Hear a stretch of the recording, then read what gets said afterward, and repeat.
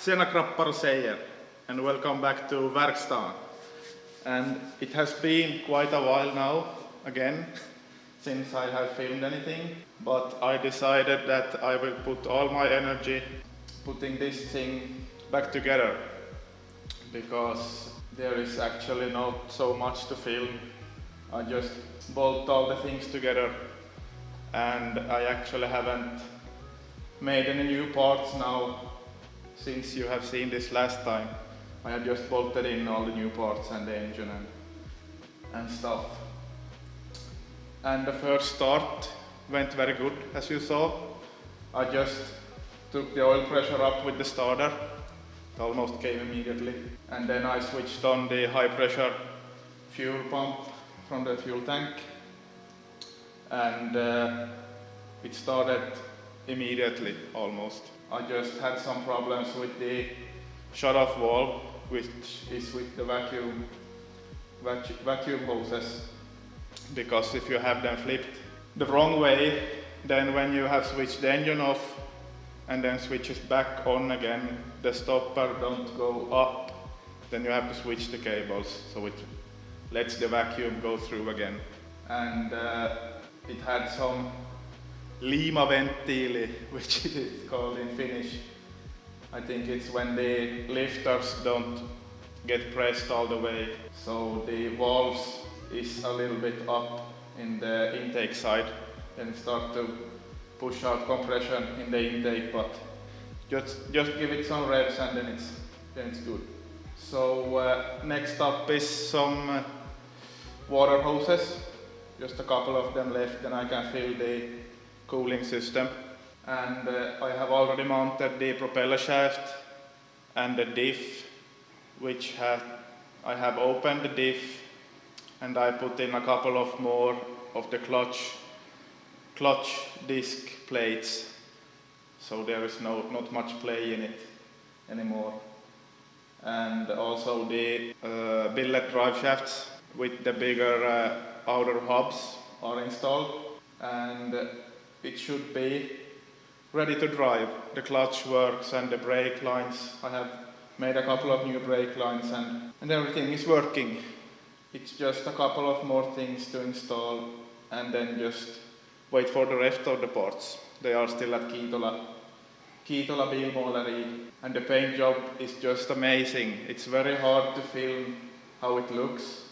It's kind of dark now in the garage, but when it comes out in the sunlight, it just looks like it's gold almost. It shifts very, very nicely. So I don't film that so much now because you can't really see it here, but I can't wait to get it outside when it's done, because it's very awesome. It's a BMW original color, which is called Marrakesh Brown.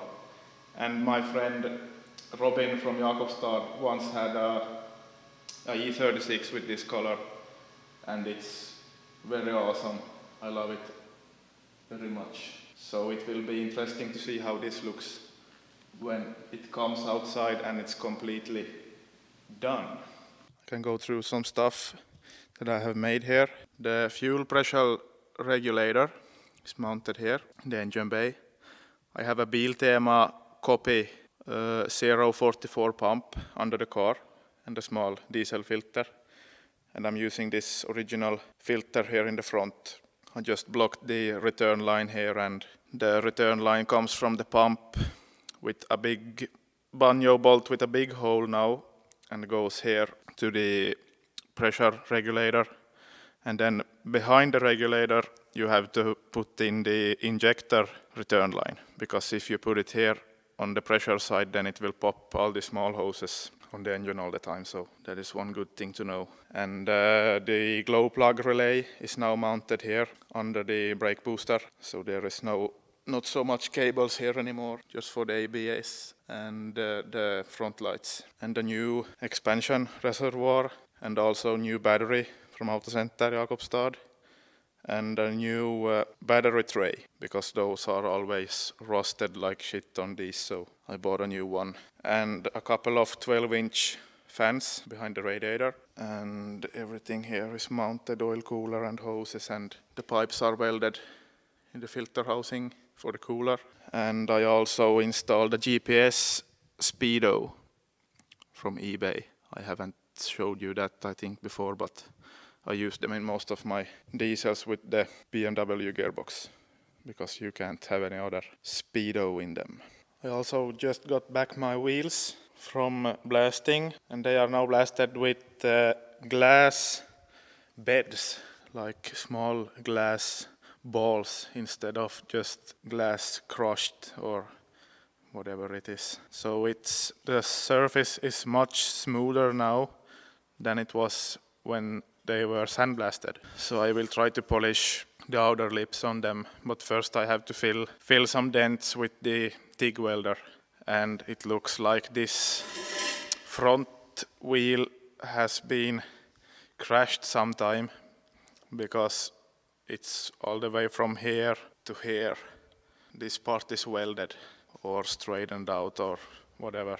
So let's see if I can get that smoother, and if I can't get it as good as I want, then maybe I have to paint the wheels all silver and don't polish the outer lips. But I will give it a try anyway, so let's see how that turns out.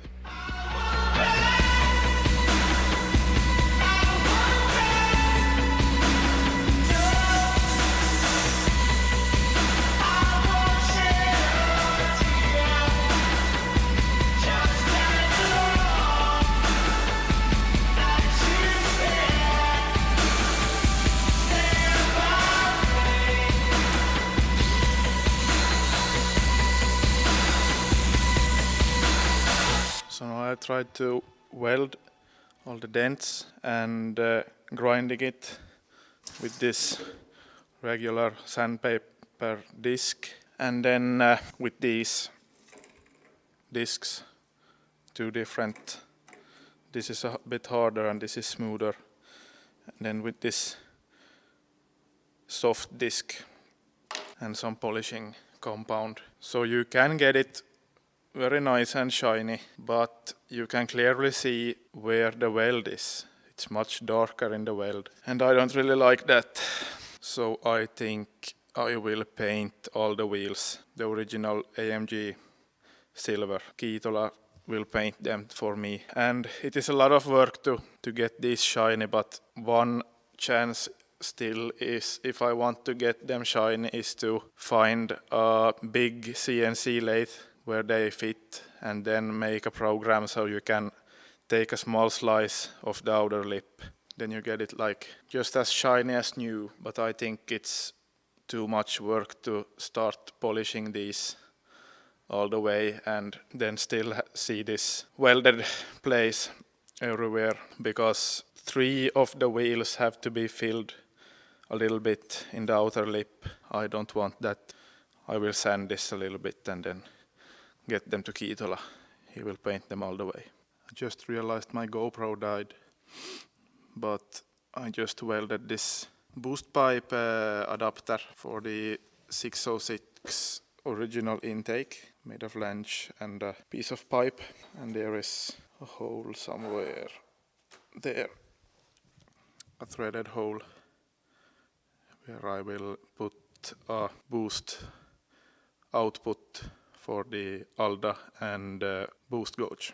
They also welded on a 2.5 inch boost pipe adapter on the compressor housing, so it's just to make the boost pipe.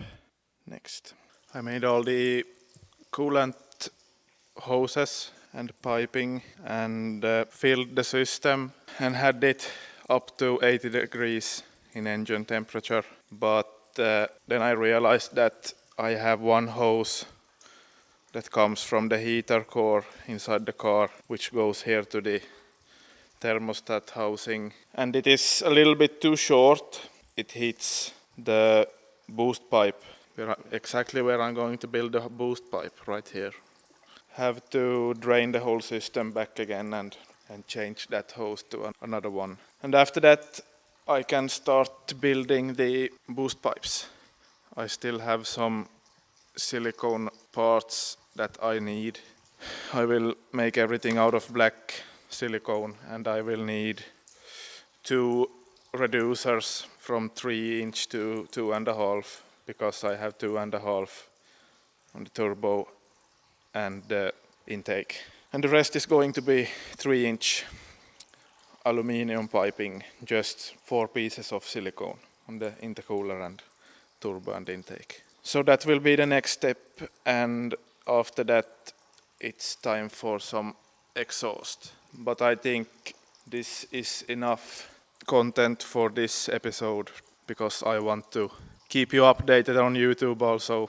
I post a lot more on Instagram stories, so you definitely have to follow me there to see what's happening. But I think this is everything for this time, and in the next episode I probably have all the other parts here at my garage.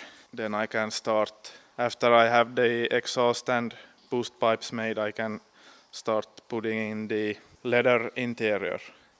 And I also have the electric front seat, but I am missing the switch for the backrest, the back part.